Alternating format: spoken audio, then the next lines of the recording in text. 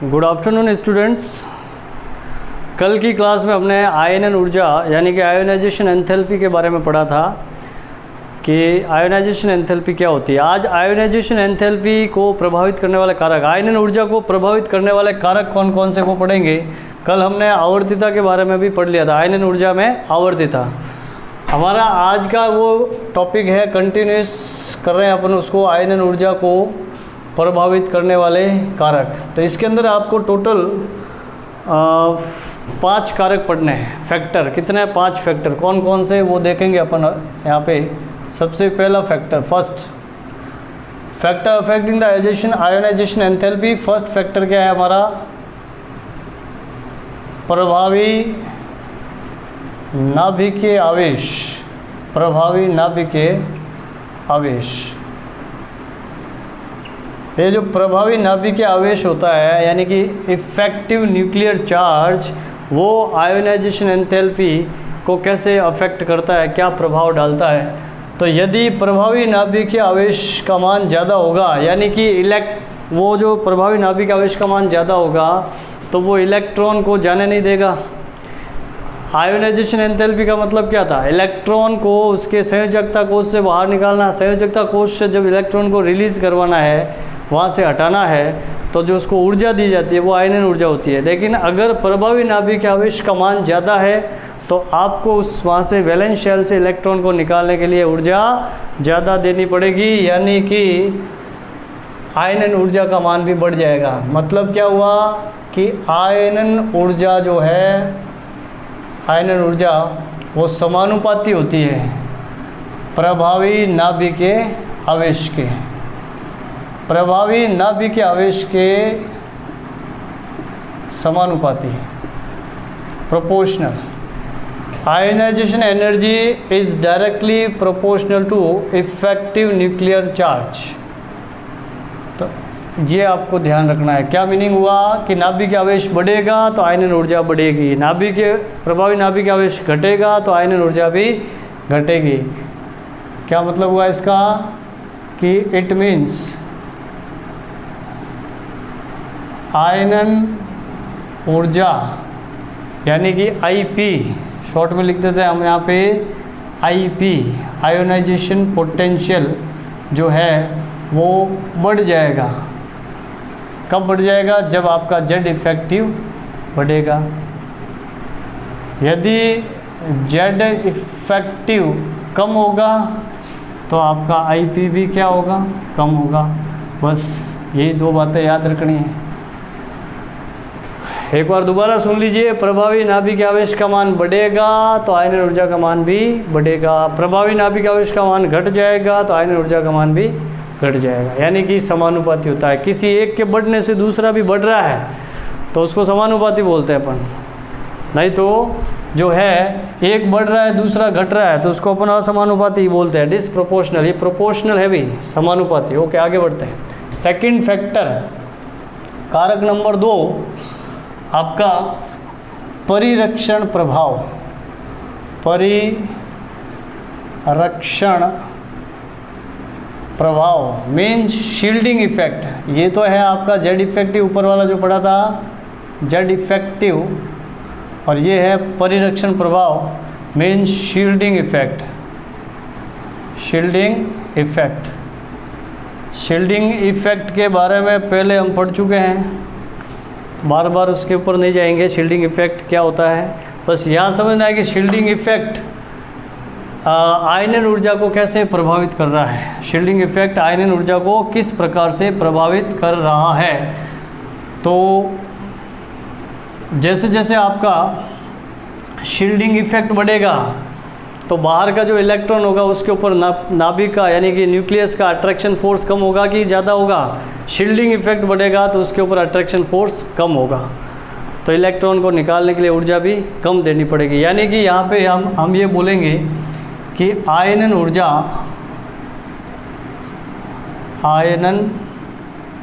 ऊर्जा है वो शील्डिंग इफेक्ट प्रभावित है, इसके परिरक्षण प्रभाव के व्युत्क्रमानुपाती होता है।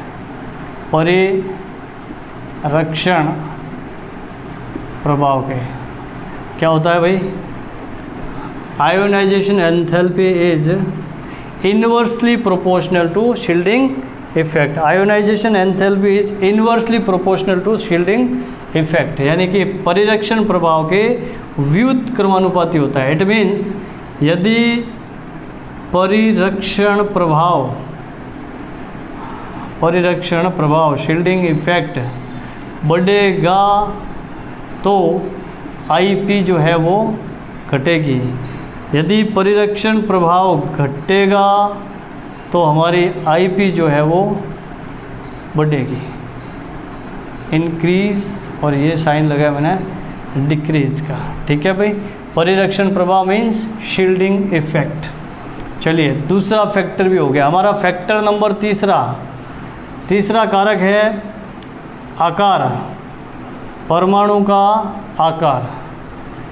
परमाणु का आकार है वो आयनन ऊर्जा को कैसे इफेक्ट करता है? एटॉमिक साइज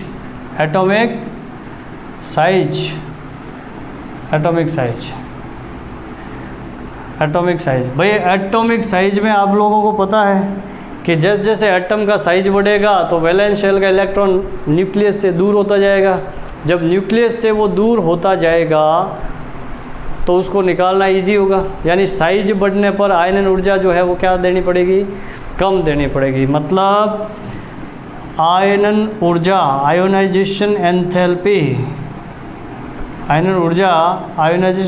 जो है वो आकार के व्युत क्रमानुपाती होती है। परमाणु आकार के क्या होती है भाई? व्युत क्रमानुपाती। इट मीन्स जैसे जैसे परमाणु का आकार बढ़ेगा, जैसे जैसे परमाणु का आकार यानी एटॉमिक साइज, जैसे जैसे परमाणु का आकार बढ़ेगा, इंक्रीज होगा, वैसे वैसे आपका आयनन ऊर्जा यानी कि आईपी वो क्या होगी? डिक्रीज होगी। ठीक है, उसी तरह से मैं अगर कहूँ कि परमाणु का आकार छोटा हो रहा है, परमाणु का आकार डिक्रीज हो रहा है, कम हो रहा है, यानी त्रिज्या कम हो रही है, तो त्रिज्या कम होने से इलेक्ट्रॉन नाभिक के पास में आएगा, तो नाभिक के पास में आएगा तो उसको वहाँ से हटाना और भी मुश्किल होगा, तो आपकी आईपी जो है वो क्या हो जाएगी? बढ़ जाएगी। यानी उसका आयनन करवाना है तो आपको क्या देनी पड़ेगी? ज़्यादा ऊर्जा देनी पड़ेगी। तो यहाँ जो है अपन ने आईपी को उधर रखा है, इसको भी आप इस तरह से लिख दो, ज़्यादा बेटर रहेगा आपके। थोड़ा सा इधर की चीज़ इधर, यहाँ का यहाँ लिख रहे हैं हम लोग कि यदि प्रभावी नाभिकीय आवेश या आकर्षण बल बढ़ता है तो हमारी आईपी भी बढ़ेगी, और यदि प्रभावी नाभिकीय आवेश यानी इफेक्टिव न्यूक्लियर चार्ज कम होगा तो आईपी भी क्या हो जाएगी? आपकी कम होगी। जब प्रभावी नाभिकीय आवेश घटेगा तो इलेक्ट्रॉन को निकालना आसान होगा, तो आपका आईपी घटेगी। या आपका ये जो 3 कारक हो गए भाई, आपको पढ़ा दिए मैंने 3 कारक, इन 3 में कोई दिक्कत नहीं होनी चाहिए। परमाणु आकार, परिरक्षण प्रभाव, प्रभावी नाभिकीय आवेश। तो आयनन ऊर्जा को प्रभावित करने वाले कारक 1st, 2nd, 3rd कंप्लीट। अभी अपन चलते हैं 4th कारक पे, कारक नंबर 4, चौथा कारक देख रहे हैं हम लोग। ठीक है, आप यहाँ तक एक बार अच्छे से देखिए, लिखिए, फिर कंटिन्यू करते हैं। चलिए आगे बढ़ते हैं। कंटिन्यूस पॉइंट नंबर 4, प्रभावित करने वाला कारक में 5वां कारक पढ़ रहे हैं हम लोग, और वो 5वां कारक हमारा है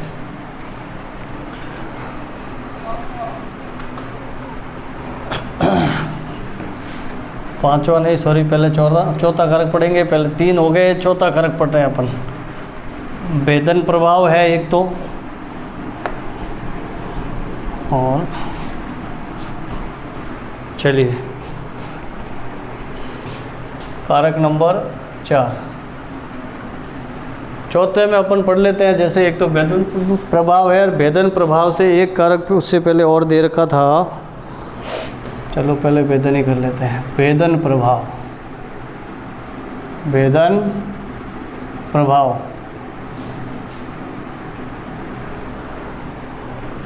ठीक है भाई, भेदन प्रभाव का मतलब ये होता है कि जो अपने कक्षक होते हैं S, P, D and F, 4 होते हैं ना, तो S न्यूक्लियस के सबसे पास में होता है, जैसे कि ये हमारा न्यूक्लियस है। जो S होता है और K, L, M, N जो होती है शेल, कोश होते हैं, उन कोश में भी वापस शेल के अंदर भी वापस सब शेल होती है क्या, तो वो सब शेल के अंदर जो S पड़ा रहता है, ये जैसे मैंने बोल दिया ये S है, उसके थोड़ा बाहर P होता है और उसके बाद में D होता है और उसके भी बाद में होता है आपका F। इट मीन्स अगर इलेक्ट्रॉन S में है तो उसके ऊपर यहाँ से इसको आपको हटाना है, IP दे करके, ऊर्जा दे करके इसको हटाना है। और एक सपोज करो कि F के अंदर इलेक्ट्रॉन यहाँ पड़ा है और उसको आपको IP दे करके यहाँ से हटाना है, तो ऑब्वियसली इसको IP कम देनी पड़ेगी। यानी कि क्या, जितना भेदन का मतलब क्या हो गया कि जितने इसके नाभिक के पास जाएंगे न्यूक्लियस के, तो वहाँ से इलेक्ट्रॉन जो है उस पर नाभिक के आवेश बढ़ जाने के कारण आपका इलेक्ट्रॉन को निकालना थोड़ा मुश्किल होगा। तो यहाँ से हम लोग क्या बोलेंगे कि भेदन प्रभाव में, भेदन प्रभाव बढ़ेगा तो IP भी बढ़ेगी। यानी कि आयनन ऊर्जा जो है वो इस भेदन प्रभाव के भी समानुपाती होती है। समानुपाती होती है, क्या मतलब हुआ समानुपाती? समानुपाती का मतलब हुआ कि अगर भेदन प्रभाव बढ़ेगा, भेदन प्रभाव सबसे कम किसका लग रहा है, F का, फिर इसका, फिर इसका, फिर S का, तो भेदन प्रभाव बढ़ेगा। तो ये एक बात ध्यान रखनी है। इसके अंदर आप ऐसे याद रखें कि S का भेदन प्रभाव सबसे ज़्यादा, फिर P का, देन D का, और सबसे कम किसका होता है, F का। ठीक है, तो इसका IP का ऑर्डर भी यही है, IP का ऑर्डर ऑफ IP लिख दीजिए आप लोग, order of IP। It means जो S कक्षक के अंदर से इलेक्ट्रॉन को आपको हटाना है तो सबसे ज़्यादा आपकी उसके लिए IP देनी पड़ेगी, और F में से IP सबसे कम होगा। तो ऑर्डर ऑफ IP, ध्यान रख लेना ये चीज़। ठीक है भाई, यहाँ तक लिखिए, फिर हम लोग आगे देखते हैं नेक्स्ट।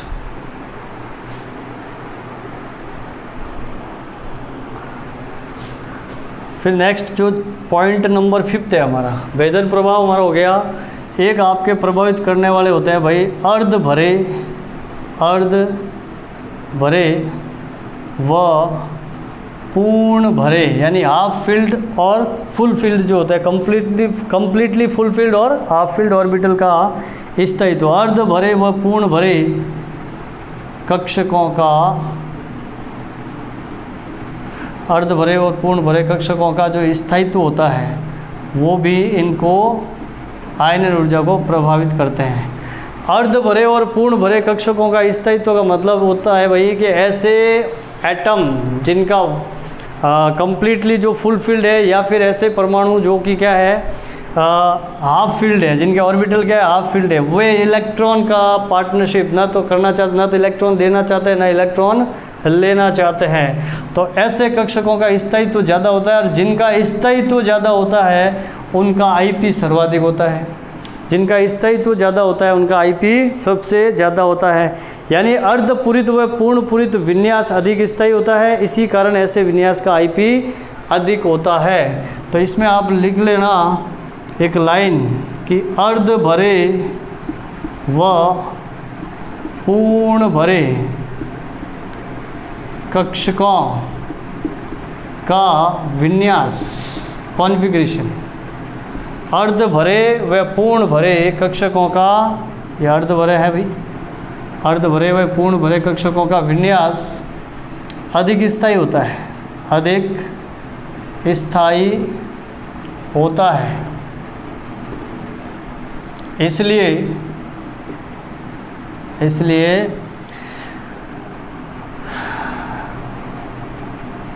इसलिए इनकी आयनन ऊर्जा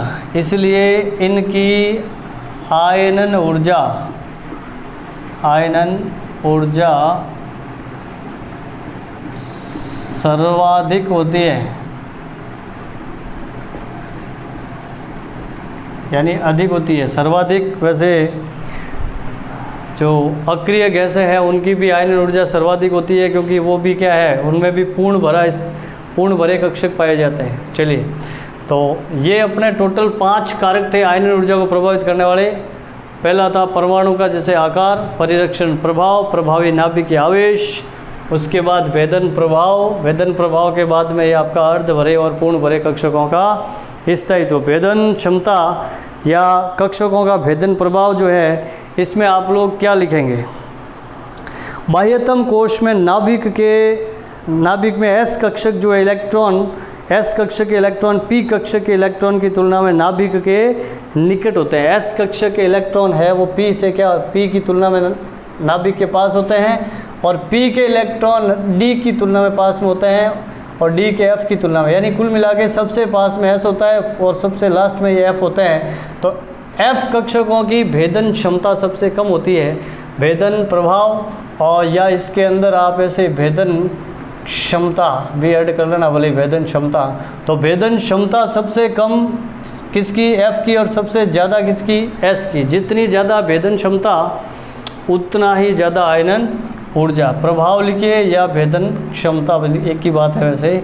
चलिए, ये हो गया आपका। इसके बाद आयनन ऊर्जा में आवर्तिता, जो हमारा पिछले लेक्चर में हमने बता दिया था, एक बार दोबारा से देख लेना कि बाएं से दाएं जाने पर यहाँ पे प्रभावी नाभिकीय आवेश बढ़ता है। आवर्तिता में हमने समझा था प्रभावी नाभिकीय आवेश बाएं से दाएं जाने पर इंक्रीज होता है, ठीक है, ये इंक्रीज होता है, इसलिए आईपी भी क्या होगी, इंक्रीज।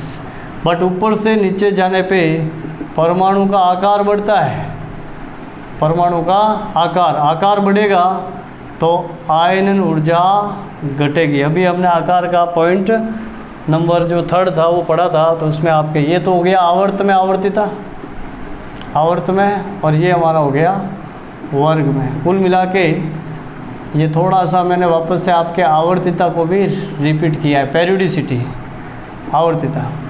आवर्त में बाएं से दाएं जाने पर आयनन ऊर्जा बढ़ती है, वर्ग में बाएं ऊपर से नीचे आने पर आयनन ऊर्जा का मान घटता है। क्यों घटता है, क्यों बढ़ता है, ये सब इसके कारण भी आपके सामने लिख दिए। उसके बाद जो नेक्स्ट टॉपिक है, आयनन ऊर्जा कंप्लीट हो गया हमारा। आयनन ऊर्जा के बाद का हमारा टॉपिक है इलेक्ट्रॉन बंधुता, इलेक्ट्रॉन एफिनिटी। हमारा जो नेक्स्ट टॉपिक है इसके अंदर इलेक्ट्रॉन एफिनिटी। तो इलेक्ट्रॉन एफिनिटी के बारे में हम अभी पढ़ रहे हैं। आप लोग अपना हेडिंग लगाए, पर कारक खत्म हो गए। नेक्स्ट हेडिंग जो है वो हमारा क्या है, इलेक्ट्रॉन बंधुता। तो अब हम इलेक्ट्रॉन बंधुता के बारे में स्टडी कर रहे हैं भाई। तो चलिए बताते हैं क्या होता है, एक बार बोर्ड रफ कर लेते हैं फिर आगे बढ़ते हैं। Electron affinity, heading electron affinity.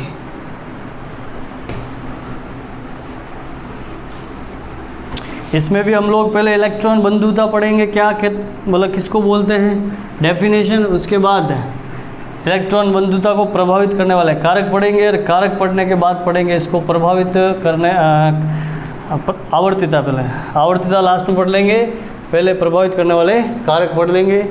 तो यहाँ आप लोग थोड़ा देखें बोर्ड पे, हमारा टॉपिक नंबर नेक्स्ट जो है वो है इलेक्ट्रॉन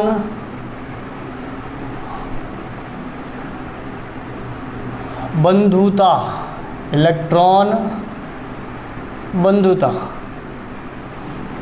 जिसको बोलते हैं electron affinity, electron affinity, electron affinity, electron affinity.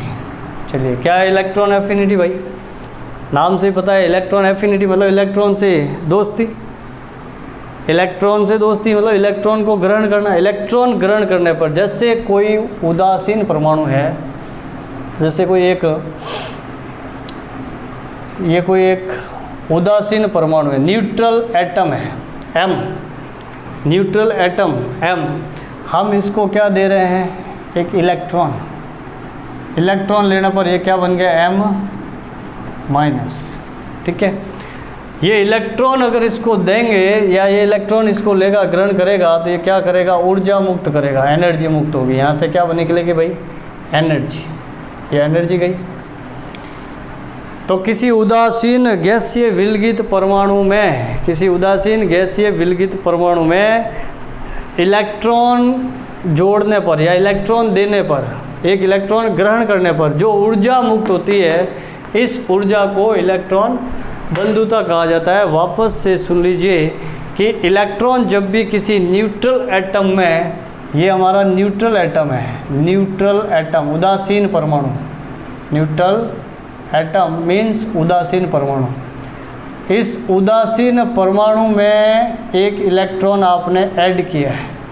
ये इलेक्ट्रॉन जब इसमें ऐड किया है तब इसमें से कुछ एनर्जी रिलीज होगी। ये ऊर्जा जो है, इसी ऊर्जा को हम बोलते हैं इलेक्ट्रॉन बंधुता, यानी इलेक्ट्रॉन एफिनिटी। ये जो इलेक्ट्रॉन एफिनिटी है हमारी, वो किन किन कारकों पे निर्भर करेगी, ये हम पढ़ेंगे नेक्स्ट। हमारा इलेक्ट्रॉन बंधुता को प्रभावित करने वाले कारक के बारे में पढ़ेंगे।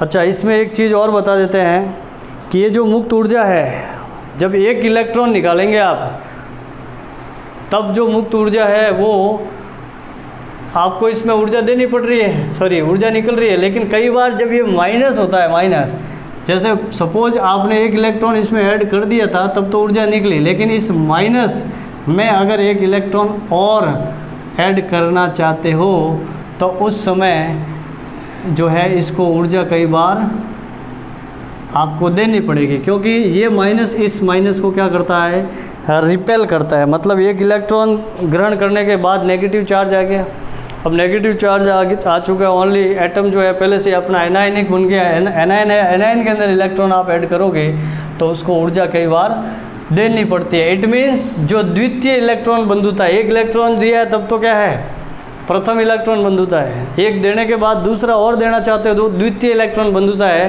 तो द्वितीय इलेक्ट्रॉन बंधुता का मान आपका कैसा हो सकता है, कई बार उसके लिए जो है ऊर्जा उसको देनी पड़ती है। तो एक नोट लिख देना आपके, द्वितीय इलेक्ट्रॉन बंधुता के लिए कई बार ऊर्जा देनी पड़ती है, क्योंकि M- आयन आने वाले इलेक्ट्रॉन को प्रतिकर्षित करता है। ये जो है ये आप लोग इसको कहाँ लिखेंगे, नोट में, क्या नोट में लिखेंगे ये चीज़, द्वितीय इलेक्ट्रॉन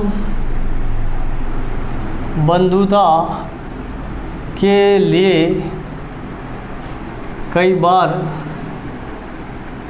ऊर्जा देनी पड़ती है, ऊर्जा देनी पड़ती है, क्योंकि M-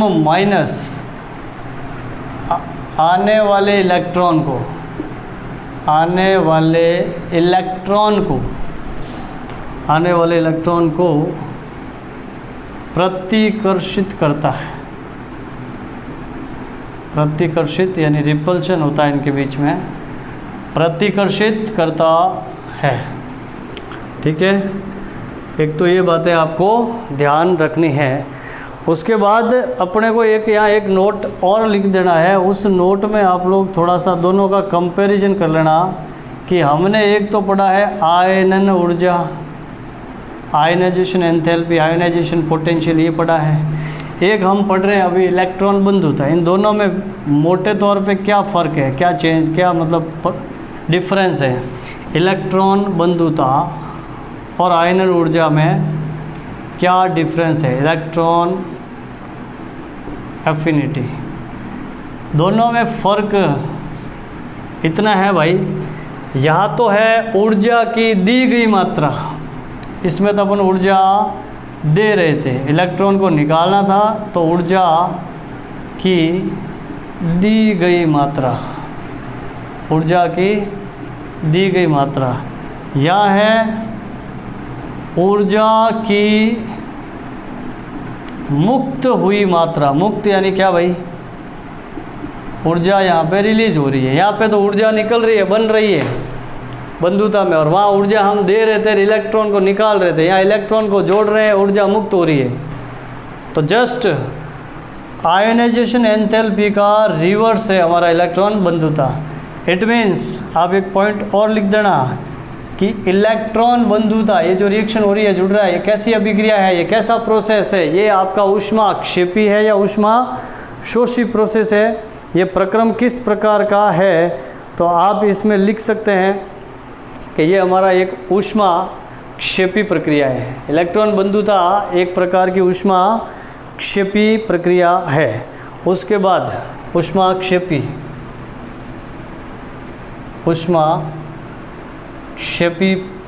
प्रक्रम, ऊष्माक्षेपी यानी कि इंग्लिश में बोलेंगे एक्सोथर्मिक है, एक्सोथर्मिक प्रोसेस। ये जो आयनन ऊर्जा था ये आपका एंडोथर्मिक प्रोसेस था। आयनन ऊर्जा, क्योंकि उसको ऊर्जा हम दे रहे हैं या ऊर्जा मुक्त हो रही है, तो ऊर्जा मुक्त होती है, ऊर्जा रिलीज होती है। ऐसे कोई प्रोसेस जिसमें ऊर्जा बन रही होती है वो कैसे होता है आपके एक्सोथर्मिक, और ये कैसा है एंडोथर्मिक। आप चाहे तो यहाँ भी लिख देना कि आयनन ऊर्जा जो है हमारा कैसा है एंडोथर्मिक प्रोसेस है, एंडोथर्मिक प्रोसेस। और ये हो गया हमारा एक्सोथर्मिक प्रोसेस, एक्सोथर्मिक प्रोसेस। चलिए भाई यहाँ तक करें, उसके बाद कंटिन्यू आगे हम कर रहे हैं इसको प्रभावित करने वाले कारक, इलेक्ट्रॉन बंधुता को प्रभावित करने वाले कारक। नेक्स्ट रीडिंग, इलेक्ट्रॉन एफिनिटी को अफेक्टेड या इफेक्टेड करने वाले फैक्टर कौन कौन से हैं।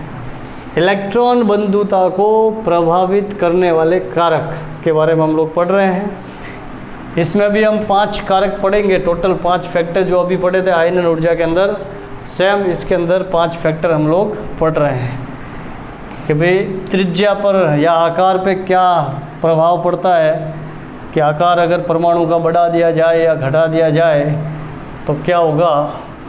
उसके अलावा जो दूसरे प्रभावी नाभिक आवेश बढ़ जाए या घट जाए तो क्या होगा।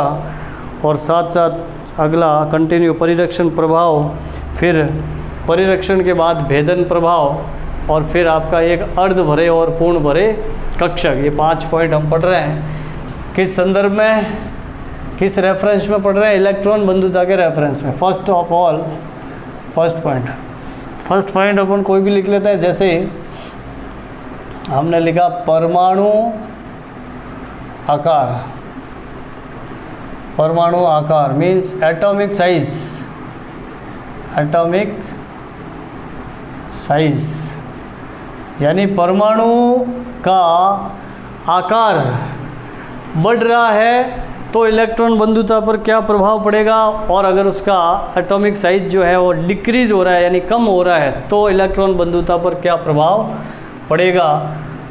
तो भाई सीधी सीधी बात है कि अगर परमाणु का आकार बढ़ेगा तो इलेक्ट्रॉन नाभिक से दूर जाएगा और आने वाले इलेक्ट्रॉन पर जो नाभिक का आकर्षण बल है वो कम लगेगा, तो इलेक्ट्रॉन बंधुता जो है उसका मान क्या हो जाएगा, कम होगा। इलेक्ट्रॉन बंधुता का मतलब क्या है कि इलेक्ट्रॉन को आकर्षित करना है, ग्रहण करना है। जब इलेक्ट्रॉन ग्रहण करेगा तो इलेक्ट्रॉन को ग्रहण करने के बाद कुछ ऊर्जा मुक्त करेगा। अब आकार बढ़ेगा तो ऊर्जा मुक्त काहे की करेगा, इलेक्ट्रॉन को ग्रहण ही नहीं करना चाहता हो तो ऊर्जा मुक्त भी कम होगी। तो आकार बढ़ने पर इलेक्ट्रॉन एफिनिटी का मान घटता है, यानी कि इलेक्ट्रॉन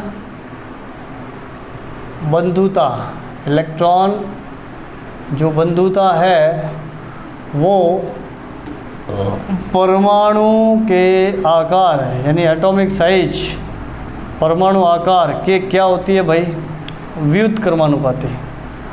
क्या होती है, व्युत्क्रमानुपाती। ये आपको ध्यान रखना है, यहाँ से क्वेश्चन आता है। चलिए क्या मतलब हुआ इसका कि यदि परमाणु आकार एटॉमिक साइज, परमाणु का आकार इंक्रीज होगा, बढ़ेगा, तो इलेक्ट्रॉन एफिनिटी का मान कम होगा। ठीक है।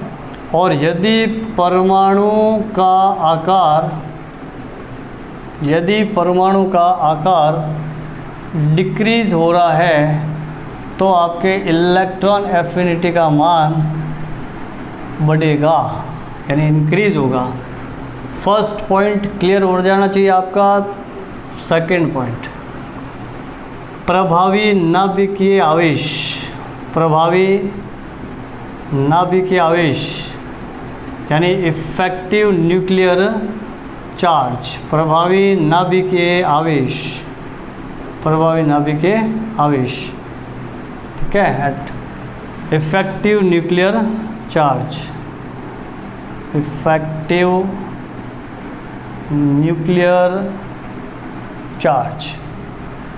भाई इफेक्टिव न्यूक्लियर चार्ज बढ़ेगा तो वो इलेक्ट्रॉन को इजीली कैप्चर करेगा, इलेक्ट्रॉन को इजीली अपनी तरफ अट्रैक्ट करेगा, तो इलेक्ट्रॉन को आकर्षित करेगा। ज़्यादा प्रभावी नाभिक आवेश बढ़ेगा तो इलेक्ट्रॉन को ज़्यादा खींचेगा, यानी बंधुता बढ़ेगी। अरे दोस्ती बढ़ रही है, इलेक्ट्रॉन को ग्रहण करवाना है और नाभिक की आकर्षण बल बढ़ गया तो इलेक्ट्रॉन बंधुता भी बढ़ जाएगी। तो क्या लिखा भाई कि इलेक्ट्रॉन एफिनिटी मीन्स इलेक्ट्रॉन बंधुता जो होगी वो प्रभावी नाभिकीय आवेश के समानुपाती होती है। Electron affinity is directly proportional to effective nuclear charge.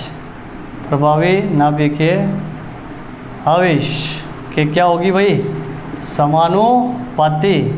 Electron बंधुता प्रभावी नाभिकीय आवेश के समानुपाती होती है।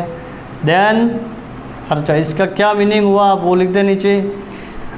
अर्थात प्रभावी नाभिकीय आवेश या आकर्षण बल बढ़ता है अगर तो हमारा E भी बढ़ेगी, इंक्रीज होगी। और यदि प्रभावी नाभिकीय आवेश का मान डिक्रीज होता है तो इलेक्ट्रॉन एफिनिटी का मान भी डिक्रीज होगा। ये हमारा पॉइंट नंबर सेकंड। उसके बाद प्रभावित करने वाला कारक नंबर 3, परिरक्षण प्रभाव।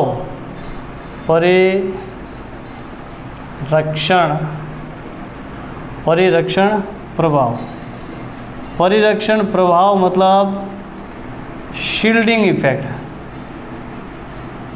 शील्डिंग इफेक्ट अगर बढ़ रहा है, शील्डिंग इफेक्ट यदि इंक्रीज हो रहा है, मीन्स जो आने वाला इलेक्ट्रॉन है वो नाभिक से दूर है।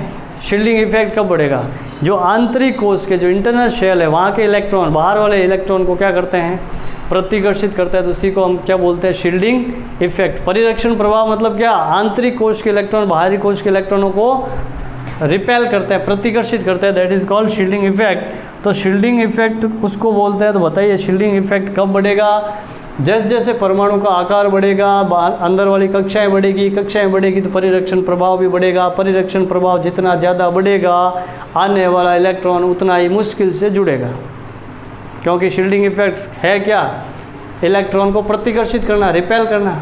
जब रिपल्शन फोर्स है, अरे शील्डिंग इफेक्ट है क्या, repulsion forces between electron and electron के बीच में रिपल्शन लग रहा है, तो ऑब्वियसली एफिनिटी को क्या करेगा, कम करेगा, यानी कि अरे बंधुता को कम करेगा। क्या, इलेक्ट्रॉन बंधुता कम हो जाएगी, इलेक्ट्रॉन बंधुता जो है कम हो जाएगी। कब, जब शील्डिंग इफेक्ट बढ़ेगा। तो क्या लिखे अपन, हम लिखेंगे कि इलेक्ट्रॉन बंधुता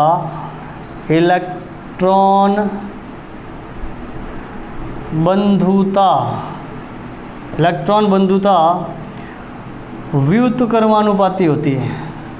किसके, परिरक्षण प्रभाव के, शील्डिंग इफेक्ट के। अरे ऊपर एक लिखना है, नीचे लिखना है आपको ऐसे, परिरक्षण प्रभाव व्युत्क्रमानुपाती भाई, परिरक्षण प्रभाव। ये आपका फैक्टर नंबर 3 मैंने लिखा है। और इट मीन्स क्या होता है कि यदि परिरक्षण प्रभाव शील्डिंग इफेक्ट बढ़ जाएगा, यदि परिरक्षण प्रभाव इंक्रीज हो जाएगा तो हमारा जो इलेक्ट्रॉन एफिनिटी है वो क्या हो जाएगी, डिक्रीज। और यदि परिरक्षण प्रभाव डिक्रीज होगा तो हमारी इलेक्ट्रॉन एफिनिटी इंक्रीज हो जाएगी भाई, ठीक है, बढ़ जाएगी। यह आपका कारक नंबर 3। उसके बाद हम बढ़ रहे हैं आगे हमारे कारक नंबर 4 और 5 की तरफ। तब तक आप ये तीसरा पॉइंट 3rd तक आप एक बार लिखिए, फिर हम करते हैं पॉइंट नंबर 4, भेदन प्रभाव और अर्ध भरे और पूर्ण भरे कक्षकों का स्थायित्व। तो यहाँ तक लिखें एक बार।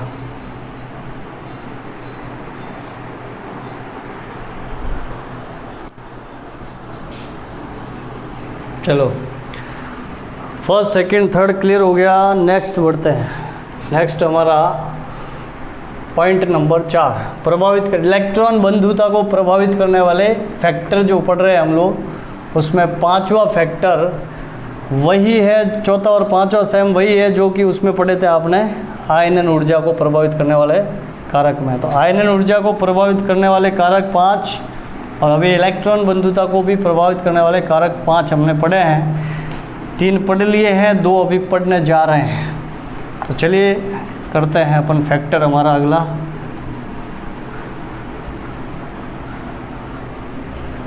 ओके,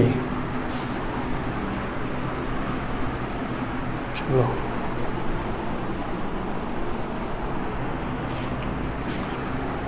नंबर 4 कारक कौन सा है, चौथा कारक में हम लोग पढ़ लेते हैं अर्ध भरे व पूर्ण भरे, अर्ध भरे व पूर्ण भरे कक्षकों, अर्ध भरे व पूर्ण भरे कक्षकों का स्थायित्व, अर्ध भरे व पूर्ण भरे कक्षकों का स्थायित्व। तो भाई ऐसा है कि ऐसे कक्षक जो अर्ध भरे और पूर्ण भरे होते हैं उनको न तो इलेक्ट्रॉन देना है न इलेक्ट्रॉन लेना है। अर्ध भरे और पूर्ण भरे कक्षक ज़्यादा स्थायी होते हैं, इसलिए इनकी भी इलेक्ट्रॉन एफिनिटी कम होती है। तो क्या लिखना है, कोई विशेष बात नहीं थी, आप लोग लिख लें कि अर्ध भरे और पूर्ण भरे कक्षकों का स्थायित्व अधिक होता है, इसलिए इनकी इलेक्ट्रॉन बंधुता का मान न्यूनतम होता है या शून्य होता है। इलेक्ट्रॉन बंधुता, इनको इलेक्ट्रॉन चाहिए ही नहीं, तो इनका इलेक्ट्रॉन बंधुता का मान जो है वो कैसा होता है, आपके शून्य होता है। अब वह तत्व जिसमें इलेक्ट्रॉन जुड़ रहा है, यदि उसकी कक्षक संरचना पूर्ण पूरित या अर्ध पूरित होगी तो इलेक्ट्रॉन बंधुता का मान न्यूनतम या शून्य होता है। अगर इलेक्ट्रॉन जुड़ने से जुड़ रहा है और उसकी कक्षक की संरचना या क्या हो रही है, पूर्ण पूरित या अर्धपूरित होगी जुड़ने से, तो उसका इलेक्ट्रॉन बंधुता का मान तो क्या होगा, आपके शून्य। और यदि एक इलेक्ट्रॉन जुड़ने से वह पूर्ण पूरित या अर्धपूरित संरचना ग्रहण करता है, भाई 2 चीज़ें बता रहा हूँ, वापस से सुन लेना कि या तो पहले से ही इलेक्ट्रॉन जो है ना वो अर्ध भरा और पूर्ण भरा कक्षकों वाला स्थायित्व है उनका, मतलब इलेक्ट्रॉन जो है आपके उसके अंदर जो संरचना कैसी है, माना कि S की बात करता हूँ, S कक्षक और उसमें 2 इलेक्ट्रॉन आते हैं, और मान लिया P कक्षक है, उस P के अंदर जो है आपके टोटल 3 इलेक्ट्रॉन 6 आते हैं वैसे तो, माना कि मैं ये तो कैसा विन्यास हुआ, अर्धपूरित विन्यास हुआ, ये इसका हुआ भाई अर्ध हाफ फील्ड कॉन्फ़िगरेशन है, ये अर्धपूरित विन्यास है, कॉन्फ़िगरेशन कैसा है, हाफ फील्ड है। और इसी को मैं ऐसे ये P है, और वैसे ही P कक्षक में मान लीजिए ये जो कॉन्फ़िगरेशन आ रहा है, ये कॉन्फ़िगरेशन आपका क्या है, कम्प्लीटली फुल फील्ड है, मतलब ये पूर्ण भरा है, ये फुल फील्ड है, पूर्ण भरा। अब इनमें अगर इलेक्ट्रॉन आपको कहे कि भाई एक एक इलेक्ट्रॉन डालना है, एफिनिटी मतलब इलेक्ट्रॉन जोड़ना है, इलेक्ट्रॉन जुड़ रहा है, तो इसमें इलेक्ट्रॉन जुड़ेगा तो जुड़ने की पॉसिबिलिटी क्या है, कम है, न्यूनतम है, तो इसकी इलेक्ट्रॉन बंधुता का मान क्या होगा, कम होगा। लेकिन यदि यही स्थिति जो है, इसको एस को हटा देता हूँ मैं, हम इसी से समझ लेंगे, माना कि ऐसा होता या फिर ये वाला जो है वो ऐसा होता, क्या भाई, इस टाइप से ऐसे। अब इसको एक इलेक्ट्रॉन मिल जाए तो इजीली ले लेगा और इसको भी एक मिल जाए तो इजीली, क्योंकि ये विन्यास ये तो पहले से हाफ फील्ड और फुल फील्ड है, और यदि इलेक्ट्रॉन ग्रहण करने से वो पूर्ण पूरित या अर्धपूरित विन्यास को प्राप्त कर रहा है तो इनकी जो इलेक्ट्रॉन एफिनिटी है वो सर्वाधिक होगी, इलेक्ट्रॉन बंधुता का मान बहुत ही ज़्यादा होगा। तो अर्ध भरे और पूर्ण भरे कक्षक जो होते हैं वो भी इलेक्ट्रॉन बंधुता को प्रभावित करते हैं भाई, ठीक है। उसके बाद नेक्स्ट हमारा पॉइंट नंबर 5 जो है वो है भेदन क्षमता। भेदन क्षमता यानी भेदन प्रभाव, भेदन क्षमता या भेदन प्रभाव। पेनिट्रेटिंग पावर, पेनिट्रेटिंग पावर जो कि मैंने आपको बताया था कि एस कक्षक नाभिक के सबसे पास में होता है, न्यूक्लियस के सबसे पास में एस होता है, फिर पी होता है, फिर डी होता है और फिर एफ होता है। तो इसी क्रम में इनकी एफिनिटी रहेगी। सबसे ज़्यादा प्रभावी नाभिक आवेश कहाँ लगेगा, एस पर, तो इसकी एफिनिटी ज़्यादा है। फिर पी की उससे कम है, डी की उससे कम है और एफ की सबसे ज़्यादा है। तो भेदन प्रभाव वही है जो उसमें पढ़ा था हमने कि भाई एस कक्षकों का भेदन प्रभाव सबसे अधिक होता है, तो आयनन ऊर्जा का मान भी यहाँ सबसे ज़्यादा होगा और इलेक्ट्रॉन एफिनिटी भी एस की सबसे ज़्यादा, एफ की सबसे कम होगी। तो एस पी डी एफ ये आपके हो गया भाई भेदन प्रभाव की बात। उसके बाद आपके इसमें है आवर्तिता। किसकी आवर्तिता भाई, बायस है। ये 5 कारक हो गए। फिर इलेक्ट्रॉन बंधुता को प्रभावित करने वाले कारक पढ़ रहे थे अपन अभी, इलेक्ट्रॉन बंधुता को प्रभावित करने वाले कारक 5 हो गए। अब इलेक्ट्रॉन बंधुता में आवर्तिता, ये हमारा नेक्स्ट हेडिंग है, इलेक्ट्रॉन बंधुता में आवर्तिता। इलेक्ट्रॉन बंधुता में आवर्तिता,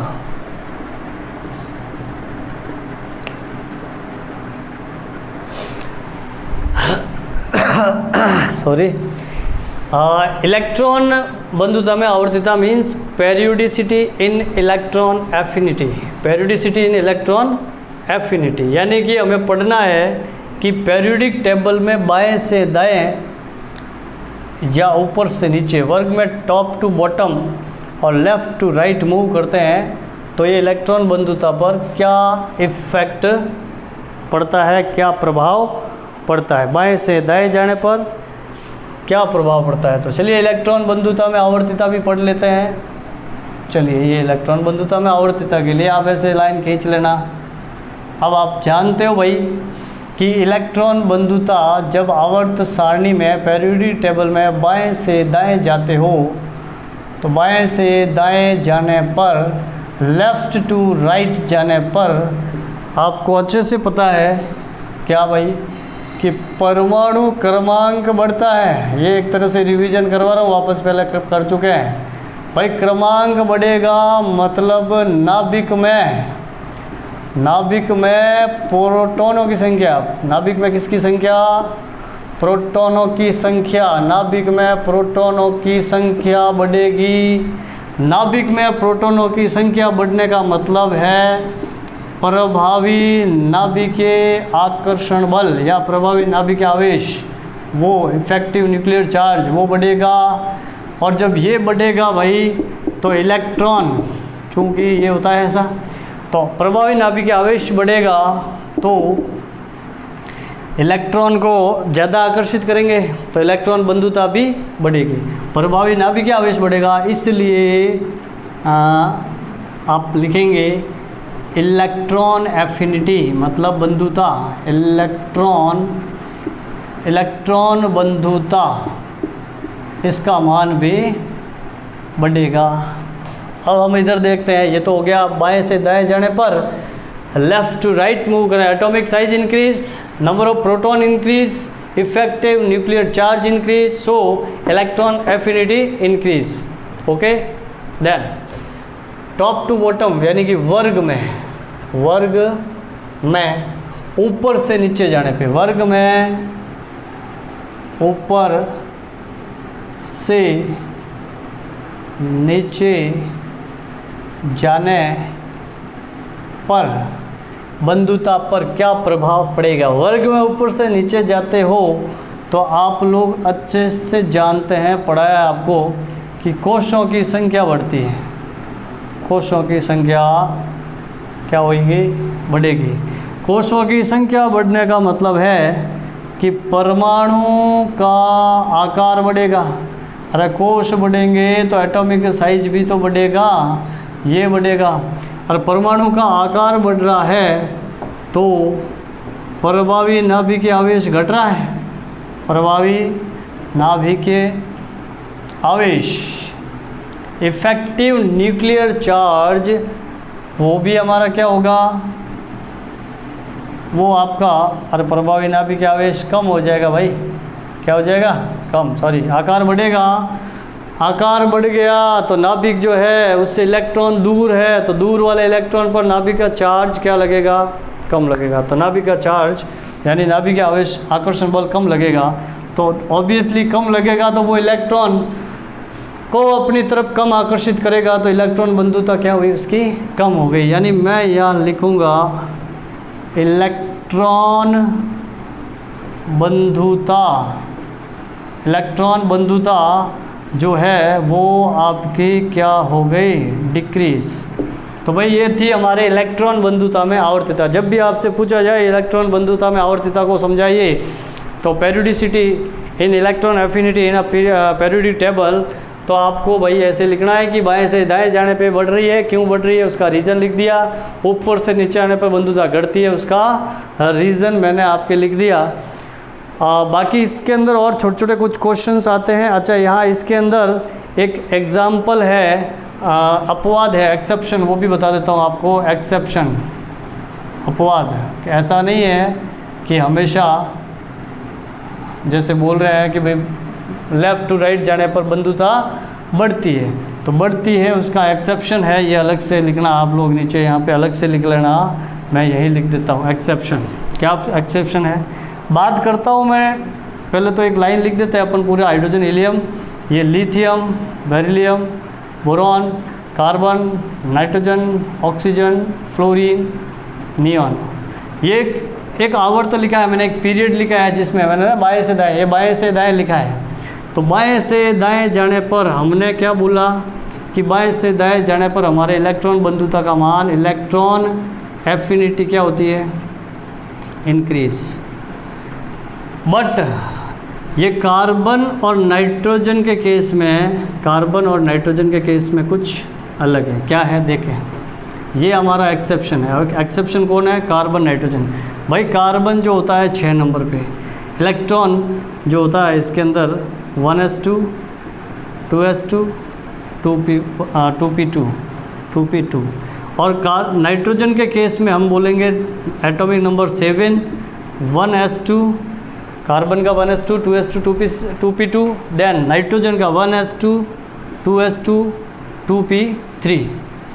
ओके, अब वेरी इंपॉर्टेंट है, आप लोग लिखना, ये इंपॉर्टेंट क्वेश्चन है, कई बार आता है, एक्सेप्शन है इसका, कि हमने पढ़ा ये है कि भाई लेफ़्ट टू राइट जाने पे एफिनिटी बढ़ रही है, बट यहाँ एफिनिटी देखो किसकी ज़्यादा होनी चाहिए, अकॉर्डिंग टू रूल्स ये अपने नाइट्रोजन की एफिनिटी क्या होनी चाहिए, देखो ज़्यादा होनी चाहिए ना। कार्बन का कितना हो गया आपका 2p2, यानी इसके वैलेंस शेल में इलेक्ट्रॉन कितने, p के अंदर कितने पड़े हैं, 2। तो अभी जो आपको समझाया था कि p के अंदर ये 1, ये 2, और इसमें नाइट्रोजन के केस में आप देखना, नाइट्रोजन के केस में इलेक्ट्रॉन कितने हैं, 1, 2 और ये 3। और ये तो नाइट्रोजन का बता रहा हूँ, इधर मैंने लिखा है ये आपके कार्बन का। कार्बन में एक इलेक्ट्रॉन अगर मिल जाए, कार्बन को तो एक इलेक्ट्रॉन यहाँ अगर मिल जाए तो ये हाफ फील्ड कॉन्फ़िगरेशन गेन करेगा। नाइट्रोजन पहले से ही हाफ फील्ड ही है, तो नाइट्रोजन की बंधुता होनी तो ज़्यादा चाहिए, लेकिन ज़्यादा नहीं है। किसकी ज़्यादा है भाई, ज़्यादा किसकी है बंधुता, कार्बन की है।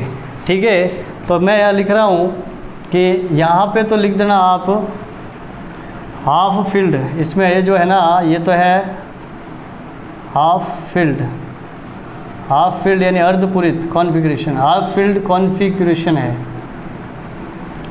Half field configuration.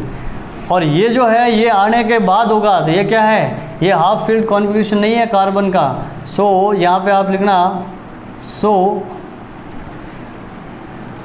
Electron affinity of carbon is, electron affinity of carbon is greater than electron affinity of nitrogen. अरे होना तो नाइट्रोजन की ज़्यादा चाहिए, बट ये नाइट्रोजन हाफ फील्ड कॉन्फ़िगरेशन में है, इसलिए इलेक्ट्रॉन बंधुता नाइट्रोजन की तो कम होगी। ठीक है, बाकी जो है लिखना यही है कि बाएं से दाएं जाने पर बंधुता बढ़ती है। ठीक है भाई, ये हो गए। इसके अलावा आपके जैसे छोटे छोटे कुछ क्वेश्चन पूछ लेते हैं जनरली कि भाई अक्रिय गैसें जो होती है, इनर्ट गैसें, इनर्ट गैसेस, इनर्ट गैसेस जो होती है उनकी इलेक्ट्रॉन बंधुता क्या होती है, इनर्ट गैसेस की इलेक्ट्रॉन एफिनिटी, अरे जीरो होती है भाई, क्या होती है, जीरो, शून्य। अक्रिय गैसों की इलेक्ट्रॉन बंधुता क्या होती है, शून्य। क्यों होती है, क्योंकि कंप्लीटली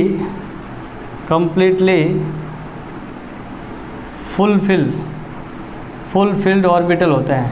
अरे पूर्ण भरे कक्षक होते हैं, कंप्लीटली फुलफिल्ड ऑर्बिटल मतलब पूर्ण भरे कक्षक होते हैं। तो मैंने आपको पहले ही बताया कि पूर्ण भरे या अर्ध भरे कक्षक होते हैं तो उनका जो उनकी बंधुता क्या होती है भाई, न्यूनतम होती है, ऑलमोस्ट जीरो होती है, वो इलेक्ट्रॉन गेन नहीं करते हैं। ठीक है, तो इस टाइप के क्वेश्चन आए तो आप जब भी कि इसकी बंधुता जीरो है या इसकी बंधुता इससे ज़्यादा है, इसकी बंधुता इससे कम है, क्यों है, तो ये ज़्यादा कम या इस टाइप का बंधुता का क्वेश्चन आए तो आप सीधा उन एलिमेंट्स का इलेक्ट्रॉनिक कॉन्फ़िगरेशन लिखना, आपको ऑटोमेटिक पता चल जाएगा कि वो हाफ फील्ड का है, कम्प्लीटली फुल फील्ड है, या जो भी व्हाटएवर, आपको सब कुछ कन्फर्म पता चल जाएगा। तो ठीक है ना, जब भी ऐसे क्वेश्चन आए तो इस टाइप में आप क्या करेंगे, उनका कॉन्फ़िगरेशन लिखेंगे। ठीक है, कॉन्फ़िगरेशन लिखेंगे तो उसमें आपको सब कुछ दिख जाएगा कि जो भी क्या हाफ फील्ड कंडीशन बन रही है, कम्प्लीटली फुल फील्ड कंडीशन बन रही है, या जो भी है। ओके, चलिए, तो इलेक्ट्रॉन बंधुता में आवर्तित हो गए। कल जो हमारा टॉपिक होगा नेक्स्ट कल का, वो होगा विद्युत ऋणता, इलेक्ट्रॉन नेगेटिविटी। कल का जो हमारा लेक्चर होगा, कल का जो क्लास रहेगी हमारी, उसमें इलेक्ट्रो नेगेटिविटी यानी विद्युत ऋणता के बारे में पढ़ेंगे। Good afternoon students. हमने जो हमारा थर्ड चैप्टर चल रहा था, जिसमें हमने आयनन ऊर्जा पढ़ लिया, उसके बाद इलेक्ट्रॉन बंधुता हमारा सेकंड टॉपिक था, वो भी हो गया। Electron affinity, ionisation energy complete कर लिया था। आज का जो टॉपिक रहेगा वो है अपना इलेक्ट्रॉन नेगेटिविटी यानी कि विद्युत ऋणता। हमारा आज का टॉपिक है इलेक्ट्रॉन नेगेटिविटी या इलेक्ट्रोनेगेटिविटी।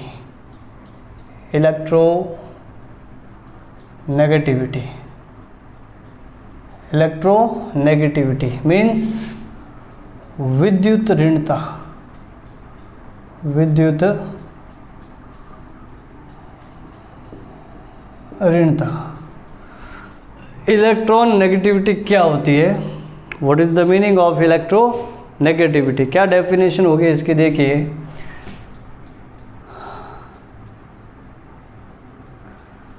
किसी परमाणु के द्वारा बंध के इलेक्ट्रॉनों को अपनी ओर आकर्षित करने का गुण।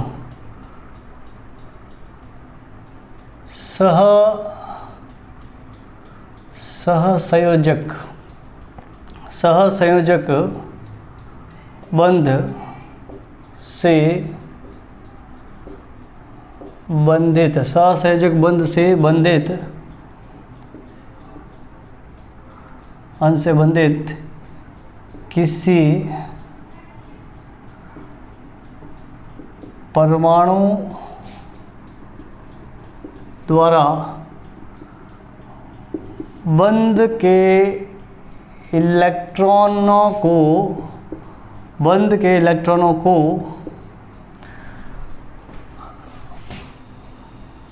अपनी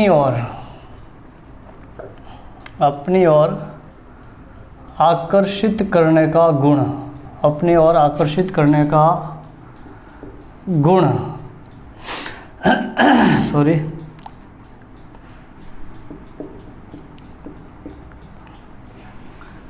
विद्युत ऋणता कहलाता है। विद्युत ऋणता कहलाता है।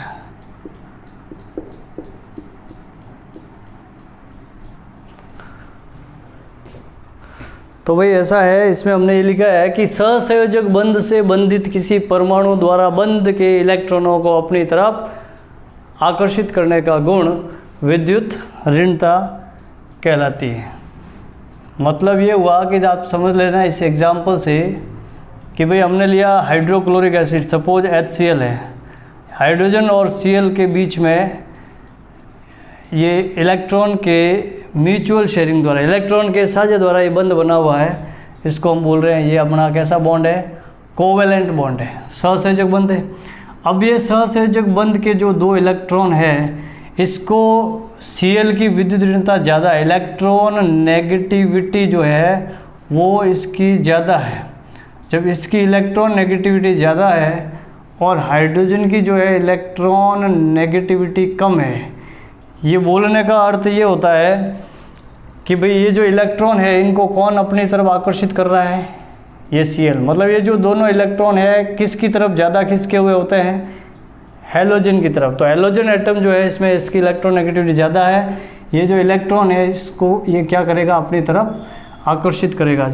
ऐसे जब अट्रैक्ट करता है तो यहाँ पर पार्शियल नेगेटिव और इस पर पार्शियल पॉजिटिव चार्ज आ जाता है। जब कोई एक atom, single atom bonded electron को अपनी तरफ अपनी ओर अट्रैक्ट करेगा तो जो अट्रैक्ट कर रहा है उस पर पार्शियल नेगेटिव चार्ज और दूसरे वाला एटम पे आ जाता है पार्शियल पॉजिटिव चार्ज। उसी तरह से जैसे ये एग्जाम्पल हो गया हमारा, और जैसे दूसरा ले ले अपन HBr, और वही हैलोजन एटम है, इसमें HBr है तो ये ब्रोमीन इलेक्ट्रॉनों को अपनी तरफ अट्रैक्ट करेगा तो इसके ऊपर पार्शियल नेगेटिव और यहाँ पर इसके ऊपर पार्शियल पॉजिटिव चार्ज आ जाएगा। ठीक है ना। तो ये होती है विद्युत ऋणता। To attract the electron, to attract the bonding electron towards itself. अगर आप इंग्लिश में लिखना चाहो तो मैं शॉर्ट में लिख देता हूँ, अट्रैक्ट्स the bonding electron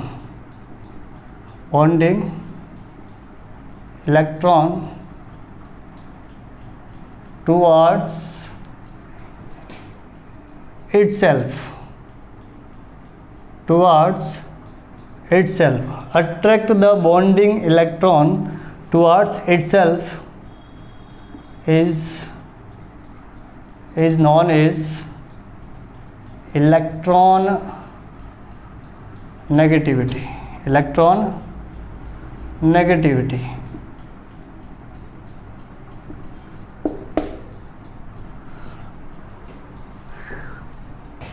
ठीक है भाई, ये हो गया। मतलब इटसेल्फ इज खुद की तरफ, मतलब कोई भी एक एटम है, जैसे यह हाइड्रोजन है, वो हाइड्रोजन और इनके बीच में दो इलेक्ट्रॉन है, दोनों इलेक्ट्रॉन किस तरफ ज़्यादा खिसके हुए रहेंगे, इस क्लोरीन की तरफ, यहाँ पर ब्रोमीन की तरफ। ये इलेक्ट्रॉन नेगेटिविटी। इसके बाद में अपन पढ़ेंगे इसको प्रभावित करने वाले कारक, factor affecting the electron negativity और इलेक्ट्रोनेगेटिविटी। यानी कि इलेक्ट्रोनेगेटिविटी यानी विद्युत ऋणता, हिंदी में लिख देता हूँ मैं, विद्युत ऋणता को प्रभावित करने वाले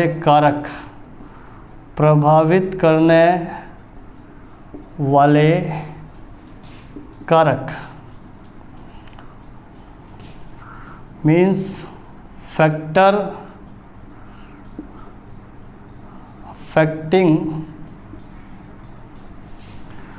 अफेक्टिंग इलेक्ट्रो नेगेटिविटी।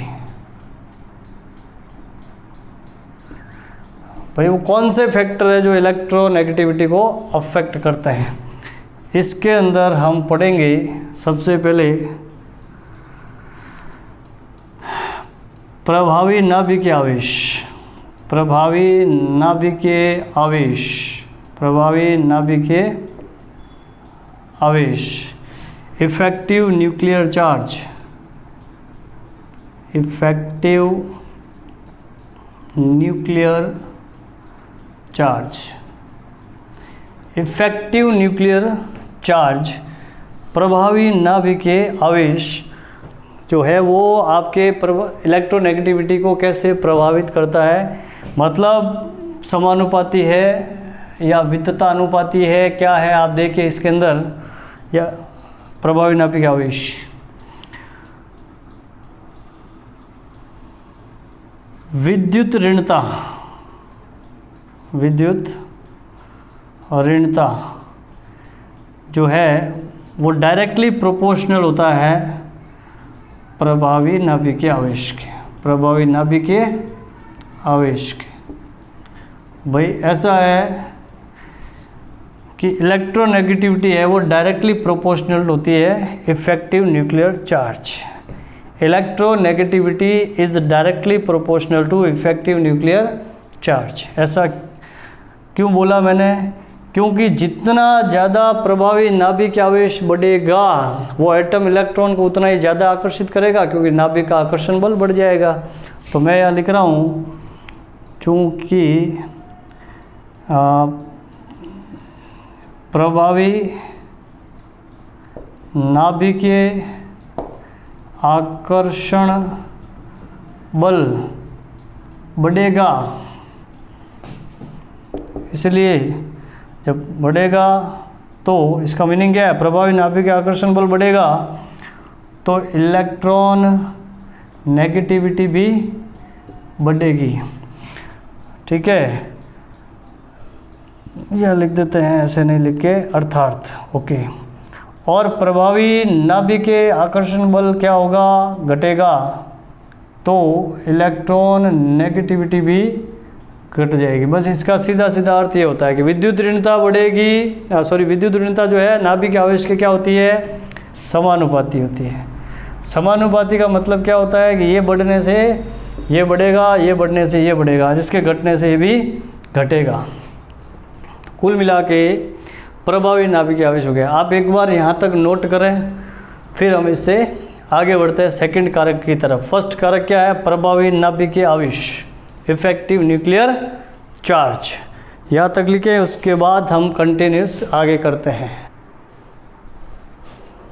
चलिए, उसके बाद नेक्स्ट अपना टॉपिक है भाई कि परमाणु के आकार पर इलेक्ट्रोनेगेटिविटी यानी कि विद्युत ऋणता का क्या प्रभाव पड़ता है। विद्युत ऋणता पर आकार का क्या प्रभाव पड़ता है? तो हमने लिखा है कि इलेक्ट्रोनेगेटिविटी यानी विद्युत ऋणता इन्वर्सली प्रोपोर्शनल होती है 1 upon atomic size. Atomic size के इन्वर्सली प्रोपोर्शनल है।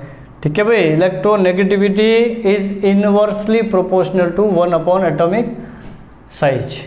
अब इन्वर्सली बोल देते हैं तो 1 बोलना ज़रूरी नहीं है, फिर भी आदत हो गई है। चलिए देखते हैं क्या है इसमें। इसका मीनिंग ये हुआ भाई कि जैसे जैसे एटॉमिक साइज बढ़ेगा, एटॉमिक साइज मतलब परमाणु का आकार, एटॉमिक साइज इंक्रीज हो रहा है, बढ़ रहा है। तो इंक्रीज होने से न्यूक्लियर चार्ज क्या होगा? एटॉमिक साइज बढ़ेगा तो इलेक्ट्रॉन नाभिक से दूर होते जाएंगे, तो इलेक्ट्रॉन को खींचना क्या होगा? कम होगा। मतलब इलेक्ट्रॉन को खींचना मुश्किल होगा, इलेक्ट्रॉन पर अट्रैक्शन फोर्स कम हो जाएगा। एटॉमिक साइज इंक्रीज होगा तो आपका इलेक्ट्रोनेगेटिविटी क्या हो जाएगी भाई? डिक्रीज होगी। और यदि एटॉमिक साइज जो है वो आपकी कम हो रही है तो न्यूक्लियर चार्ज बढ़ जाएगा, यानी इलेक्ट्रॉनों को खींचने की क्षमता बढ़ जाएगी। परमाणु का नाभिक का जो आकर्षण बल है वो बढ़ जाएगा। वो बढ़ने से इलेक्ट्रोनेगेटिविटी भी बढ़ गई, क्योंकि इलेक्ट्रोनेगेटिविटी का जस्ट मीनिंग ही क्या है? इलेक्ट्रॉनों को अपनी तरफ खींचना। तो एटॉमिक साइज ये होगा तो नेगेटिविटी क्या हो जाएगी? इंक्रीज। साइज छोटा होगा तो इलेक्ट्रॉनों को आकर्षित करने की क्षमता बढ़ जाएगी, क्षमता बढ़ जाएगी, इसका मतलब इलेक्ट्रोनेगेटिविटी बढ़ जाएगी। तो ये हो गया आपका सेकंड जो है फैक्टर, एटॉमिक साइज, परमाणु का आकार। उसके बाद ऑक्सीडेशन स्टेट यानी ऑक्सीकरण नंबर जो है, ऑक्सीकरण अवस्था, ऑक्सीडेशन स्टेज, ऑक्सीडेशन नंबर, ऑक्सीकरण अवस्था, ऑक्सीडेशन स्टेज क्या होता है भाई? इलेक्ट्रोनेगेटिविटी यानी विद्युत ऋणता, इलेक्ट्रोनेगेटिविटी जो है वो directly proportional to oxidation state number, state तो मैं स्टेट लिख देता हूँ यहाँ पे, ऑक्सीडेशन स्टेट, ऑक्सीकरण अवस्था। इलेक्ट्रोनेगेटिविटी जो है वो ऑक्सीडेशन स्टेट के डायरेक्टली प्रोपोर्शनल होती है, ऑक्सीडेशन स्टेट के या ऑक्सीडेशन नंबर के।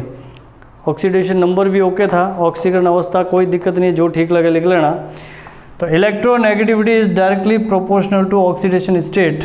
मीन्स क्या हुआ यहाँ पे कि अगर पॉजिटिव चार्ज बढ़ेगा, यदि धनावेश बढ़ता है तो धनावेश बढ़ने पर इलेक्ट्रोनेगेटिविटी बढ़ती है। मैं ये बोल रहा हूँ कि if there is positive charge increase, positive charge increase हो रहा है तो इलेक्ट्रॉनों को ज़्यादा खींचेगा, वो पॉजिटिव चार्ज इंक्रीज हो रहा है तो इलेक्ट्रॉन नेगेटिविटी जो है वो भी बढ़ेगी।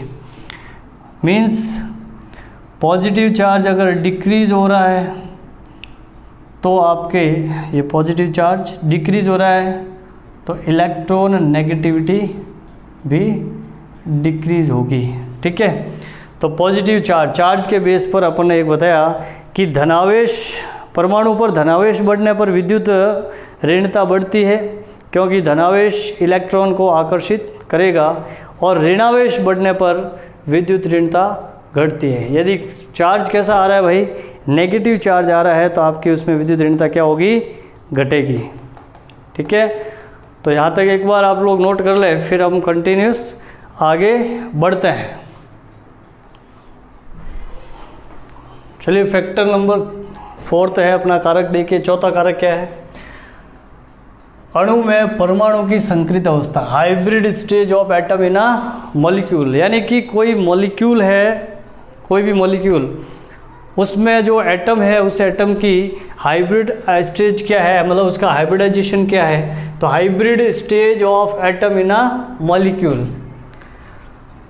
यदि उस मॉलिक्यूल में परसेंट एस कैरेक्टर यानी प्रतिशत एस लक्षण क्या हो रहा है, बढ़ रहा है। भाई संकृत अवस्था है ना परमाणु की, वो भी आपके इलेक्ट्रॉन नेगेटिविटी को प्रभावित करेगी। तो भाई क्या है कि यदि उसमें परसेंट एस कैरेक्टर बढ़ रहा है तो परसेंट एस कैरेक्टर आपके यानी प्रतिशत एस लक्षण बढ़ रहा है। क्या होता है बता रहा हूँ अभी, आप पहले यहाँ ध्यान दें सिर्फ कि प्रतिशत एस लक्षण बढ़ रहा है तो इलेक्ट्रोनेगेटिविटी भी बढ़ेगी। क्यों? बिकॉज एस ऑर्बिटल जो होते हैं वो नाभिक के क्या होता है भाई, s orbitals are situated near the nucleus. Nucleus के बिल्कुल क्या होंगे, या टुवार्ड्स द न्यूक्लियस, मतलब नाभिक के बिल्कुल क्या होंगे, एस ऑर्बिटल जो है वो नाभिक के बिल्कुल पास में होते हैं। इसलिए वहाँ पे उसके ऊपर जो इसमें इलेक्ट्रॉनों को आकर्षित करने की पावर भी ज़्यादा होती है। मीन्स एस कैरेक्टर इंक्रीज होगा तो इलेक्ट्रॉन नेगेटिविटी बढ़ेगी। सीधी सीधी बात है कि नेगेटिविटी का मीनिंग ही क्या है, इलेक्ट्रॉनों को अट्रैक्ट करना। अट्रैक्ट कौन ज़्यादा करेगा, एस ऑर्बिटल के इलेक्ट्रॉन। ओके, एग्जाम्पल ले रहे हैं इसका। जैसे हमने एक बोला कि एग्जाम्पल के लिए हम समझ लेते हैं। सपोज ये एल्काइन है, अरे ट्रिपल बॉन्ड है क्या, कार्बन कार्बन के बीच में ट्रिपल बॉन्ड है, तो ये सिग्मा और ये बीच वाला जो है आप लोग बोलते हैं कि भाई ये पाई है, तो ये पाई है। इसके अंदर अगर हाइब्रिडाइजेशन देखें, ये जो कार्बन है तो इस कार्बन का हाइब्रिडाइजेशन जब इस पर एक सिग्मा इधर है एक सिग्मा इधर है, ठीक है भाई, ये आपके सिग्मा जो है चलिए यहाँ एक बार यहाँ से बता देता हूँ आपको इसके अंदर कि यहाँ इसके अंदर देखें आप लोग, ये सिग्मा, ये सिग्मा, ये सिग्मा और ये सिग्मा, कितने सिग्मा बॉन्ड है भाई? यहाँ पर ये एल्केन है, नीचे मैं नाम भी लिख देता हूँ, कंफ्यूज नहीं होंगे। ये आपका यहाँ पे एल्केन, एल्केन में मैं बता रहा हूँ कि सिग्मा बॉन्ड कितने होते हैं? 4 सिग्मा बॉन्ड। जब 4 सिग्मा बॉन्ड होता है तो इसका हाइब्रिडाइजेशन जो है sp3। फिर थोड़ा पीछे आओ, यहाँ सिग्मा बॉन्ड 4 थे, इसमें देखिए ये सिग्मा है और ये क्या है? पाई है। तो ये क्या है हमारा? वापस सिग्मा और ये सिग्मा है क्या ये भाई? ये है हमारा एल्कीन। कितने सिग्मा बॉन्ड दिख रहे हैं इसके अंदर कार्बन के ऊपर? 1 2 3, तो 3 सिग्मा बॉन्ड है। ये 3 सिग्मा बॉन्ड, यहाँ पे 4 सिग्मा बॉन्ड। तो सिग्मा बॉन्ड के बेसिस पे हम बता रहे हैं कि इसका हाइब्रिडाइजेशन क्या हो जाएगा? sp2। वापस पीछे आते हैं, यहाँ सिग्मा बॉन्ड कितने हैं भाई?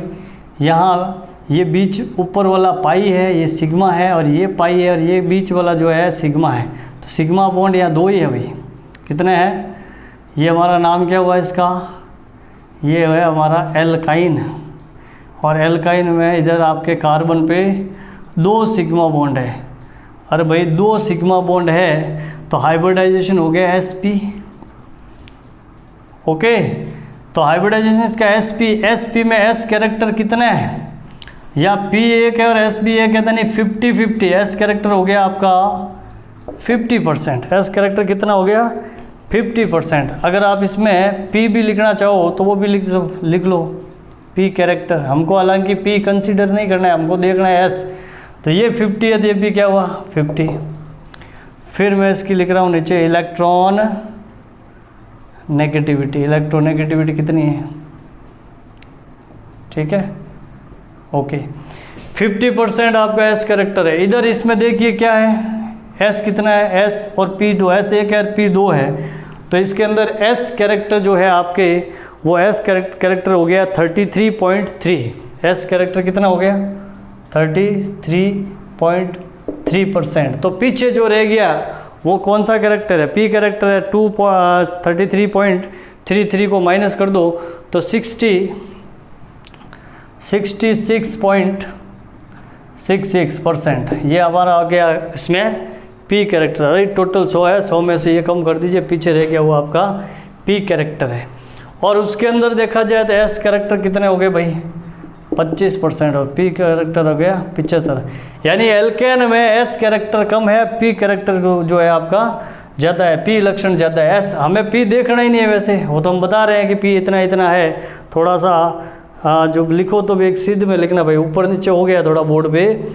50%, 33 और 25, यहाँ पे 50, 66 और 75। ठीक है, हो क्या रहा है? उधर से इधर से अपन उस तरफ जा रहे हैं तो हमारे p कैरेक्टर जो है वो क्या हो रहा है? बढ़ रहा है, और s कैरेक्टर घट रहा है। तो हमने यहाँ क्या बोला कि s कैरेक्टर बढ़ेगा तो इलेक्ट्रोनेगेटिविटी बढ़ेगी। इट मीन्स अपन लेफ़्ट टू राइट जा रहे हैं इधर, ये यहाँ पे इस केस में। तो s कैरेक्टर आपके कंटिन्यूस क्या हो रहा है? कम। तो s कैरेक्टर कंटिन्यूस कम हो रहा है तो इलेक्ट्रोनेगेटिविटी भी कम हो गई। यानी परसेंट s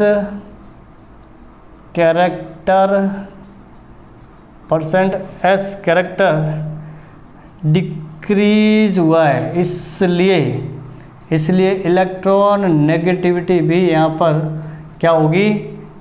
डिक्रीज होगी। मतलब सबसे ज़्यादा इलेक्ट्रोनेगेटिविटी किसकी होती है भाई? ट्रिपल बॉन्ड एल्काइन की। ये यहाँ साइन लगाया मैंने कि एल्काइन की सबसे ज़्यादा होती है, ये लो साहब। उसके बाद किसकी ज़्यादा होती है? ये साइन आपको दिख रहे होंगे, मैंने पहले से लिख लिया है कि ये जो है, ये लो साहब, सबसे ज़्यादा इलेक्ट्रोनेगेटिविटी किसकी हो रही है इसमें? इस एग्जाम्पल में आपके एल्काइन की, उसके बाद एल्कीन और फिर एल्केन। तो ये नेगेटिविटी का ऑर्डर है। अब इलेक्ट्रोनेगेटिविटी प्रैक्टिकली जो फाइंड की गई है वो 3.29 है इसकी, 3.29। और जो साथ में आपका एल्कीन है उसका है 2.75 इलेक्ट्रॉन नेगेटिविटी है किसकी भाई, एल्कीन की।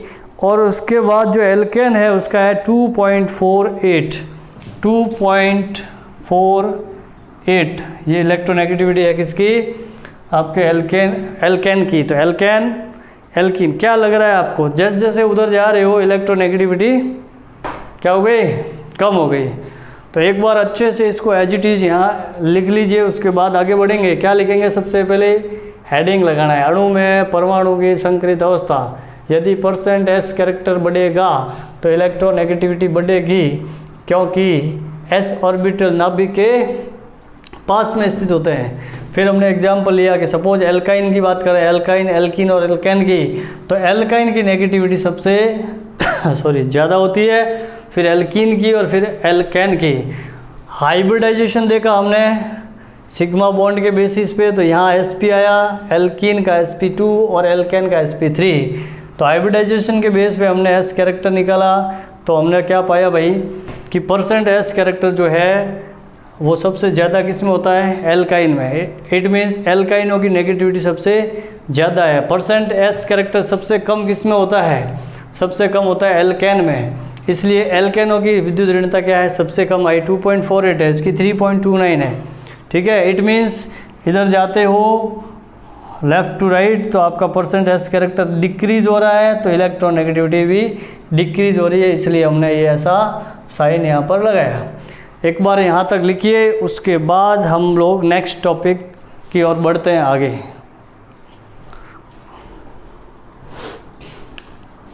चलो इसी में कंटिन्यू करेंगे। अब आवर्तिता पढ़ रहे हैं हम लोग, आवर्तिता। चलिए रफ कर दे भाई, चलो करते थे। नेक्स्ट है अपने विद्युत ऋणता में आवर्तिता, विद्युत ऋणता के अंदर आवर्तिता। नेक्स्ट हेडिंग हमारा होएगा, चलिए इलेक्ट्रॉन नेगेटिविटी जो हमारा टॉपिक, उसमें हम पढ़ रहे हैं विद्युत ऋणता में आवर्तिता। अब आवर्तिता के बारे में तो बता चुका हूँ, बट इलेक्ट्रॉन नेगेटिविटी में आवर्तिता क्या होती है वो समझ रहे हैं। तो भाई आवर्तिता जब भी आपको पूछा जाए तो आप लेफ़्ट टू राइट और टॉप टू बॉटम ये दो लाइनें बना देना। ये टॉप टू बॉटम ऐसे और ये लेफ़्ट टू राइट, ये दो लाइन खींच के आप लिखना। यहाँ पे हमारा है कि इन पीरियड, यहाँ पे क्या है अपने इन ग्रुप। तो पीरियड यानी आवर्त में क्या होगा, विद्युत ऋणता बढ़ेगी या घटेगी, फिर अपने को पढ़ना है कि ग्रुप में बढ़ेगी या घटेगी। तो क्या होगा भाई, आपको बता रखा है कि एटॉमिक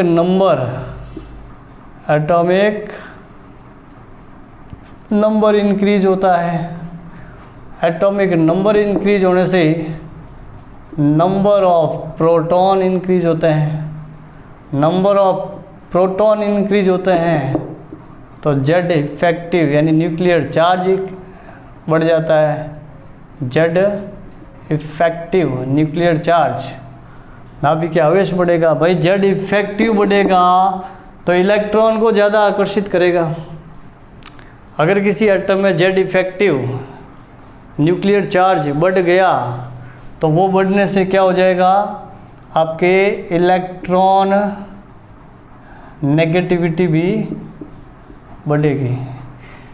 यानी पीरियड के अंदर, जो पीरियडिक टेबल के अंदर आप किसी पीरियड में यानी आवर्त में बाएं से दाईं तरफ जाओगे तो विद्युत ऋणता क्या होती है, बढ़ती है, इलेक्ट्रॉन नेगेटिविटी बढ़ेगी। अब बात करते हैं ग्रुप की। ग्रुप में मैंने आपको सिखाया है कि नंबर ऑफ शेल इंक्रीज होती है। नंबर ऑफ शेल इंक्रीज, कोषों की संख्या बढ़ती है। चूँकि कोषों की संख्या बढ़ती है, कोषों की संख्या बढ़ने का मतलब सीधा सीधा ये है कि एटॉमिक साइज इंक्रीज होगी, साइज बढ़ेगी। इट मीन्स जेड इफेक्टिव क्या होगा भाई, जेड इफेक्टिव, तो जेड इफेक्टिव यानी न्यूक्लियर चार्ज वो आपका क्या हो जाएगा, डिक्रीज। जब न्यूक्लियर चार्ज डिक्रीज होगा तो हम जानते हैं कि भाई इलेक्ट्रॉन नेगेटिविटी जो है वो भी डिक्रीज हो जाएगी।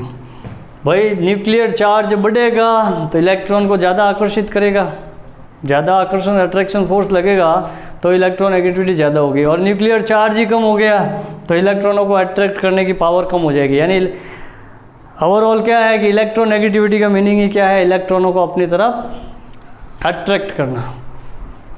एक प्रॉपर्टी है जिसकी कोई यूनिट नहीं होती। इलेक्ट्रोनेगेटिविटी एक ऐसी प्रॉपर्टी है जिसकी कोई भी यूनिट नहीं होती है। चलिए इसी में एक आपका टॉपिक है सम इलेक्ट्रॉनीय आवर्तिता होगी भी इलेक्ट्रोनेगेटिविटी कंप्लीट। इसके एप्लीकेशंस है, अनुप्रयोग, जो कि आप एक बार रीड करना, उसके बाद मैं उसको अलग से लूँगा। इसके इलेक्ट्रोनेगेटिविटी के एप्लीकेशंस को अलग से हम क्लास उसके लिए वीडियो बनाएंगे। फिलहाल इलेक्ट्रोनेगेटिविटी किसे कहते हैं, फैक्टर कौन से है, उसको प्रभावित करने वाला कारक कौन से है, और उसमें आवर्तिता जो है वो आपको समझानी थी, वो मैंने समझा दिया है। एक इसका अंदर टॉपिक है आपके आइसो इलेक्ट्रॉनिक सीरीज, सम इलेक्ट्रॉनीय श्रेणी।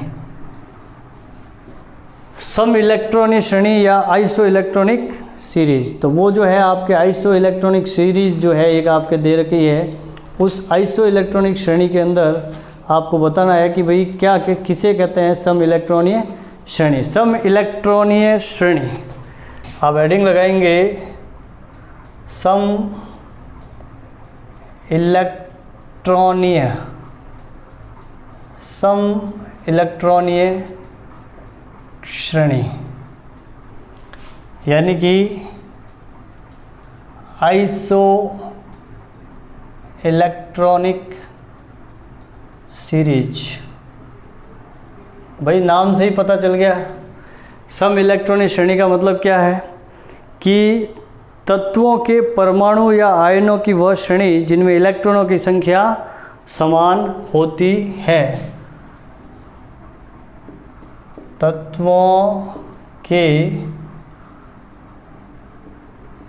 तत्वों के परमाणु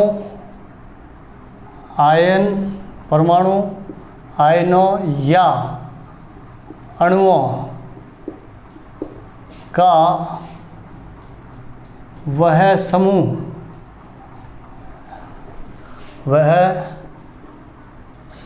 यानी ग्रुप, वह समूह जिनमें इलेक्ट्रॉनों की संख्या समान होती है, जिनमें इलेक्ट्रॉनों की संख्या समान होती है,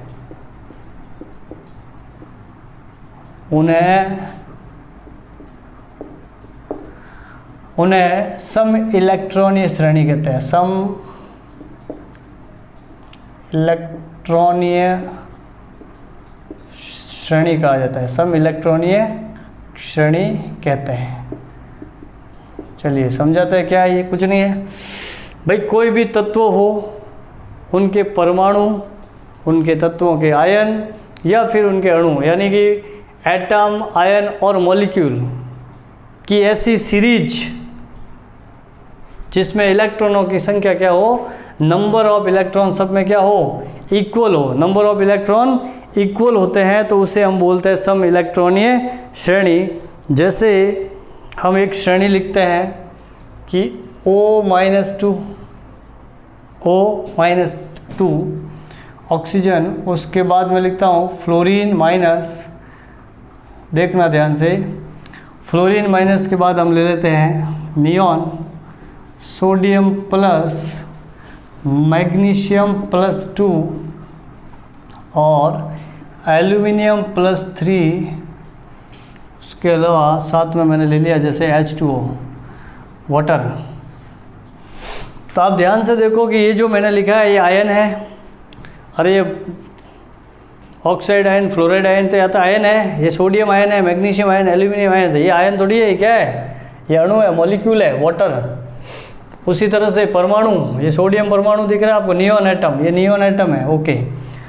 तो आयन हो या कोई एटम हो या फिर मॉलिक्यूल हो, आयन, एटम और मॉलिक्यूल की ऐसी series, the series of atom, ions और molecules in which number of electrons are equal.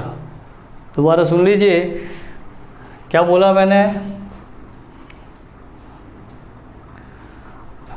मैंने ये बोला आपके कि द सीरीज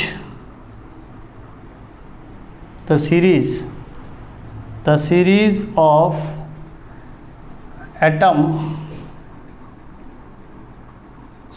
एटम्स, आयंस और molecule in which number of electrons are equal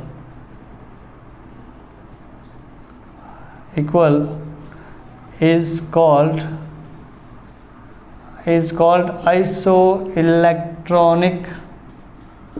isoelectronic series. तो आइसोइलेक्ट्रॉनिक सीरीज में क्या होंगे कि नंबर ऑफ इलेक्ट्रॉन क्या होंगे भाई, इक्वल होंगे। ठीक है, जैसे ये इसका बेस्ट एग्जांपल है आपके ऑक्सीजन में नंबर ऑफ इलेक्ट्रॉन कितने, 10 इलेक्ट्रॉन। O2 O-2 8 + 2 10 electron. इसमें कितने इलेक्ट्रॉन, ये जो मैं लिख रहा हूँ वो आपके इलेक्ट्रॉन लिख रहा हूँ। फ्लोरीन में इलेक्ट्रॉन कितने हैं, 10। नियॉन में भी कितने हैं, अरे 9 + ये 1 10। यहाँ भी कितने हैं, 10। सोडियम 11 होते हैं, बट प्लस का मतलब 1 निकल गया, तो यहाँ भी इलेक्ट्रॉन कितने हैं, 10। मैग्नीशियम में 12 होते हैं, बट +2 का मतलब 2 चले गए, तो यहाँ पर भी 10 इलेक्ट्रॉन। एल्यूमिनियम 13 होते हैं, बट +3 मतलब 3 निकल गए, तो फिर से 10 इलेक्ट्रॉन। और वाटर में 8 इधर 2 इधर, 8 और 2 10, यानी कि 8 + 2 बराबर यहाँ पर भी 10 इलेक्ट्रॉन। मतलब इन सब में इलेक्ट्रॉन कितने हैं, 10 10 10 10 10, यानी आइसो इलेक्ट्रॉनिक सीरीज है भाई। ठीक है, ऐसा कोई भी मतलब आप और भी जो 2 एग्जाम्पल आपको अपने तरफ से लिखने हैं, ये आपका होमवर्क है कि ऐसी कोई और 2 सीरीज जो है वो आप लिख के लाएंगे जिनमें इलेक्ट्रॉनों की संख्या क्या होती है, सेम होती है। ठीक है, तो नेक्स्ट जो टॉपिक रहेगा वो हमारा कल का रहेगा। आज के लिए यहीं अपन होल्ड करते हैं। Thank you.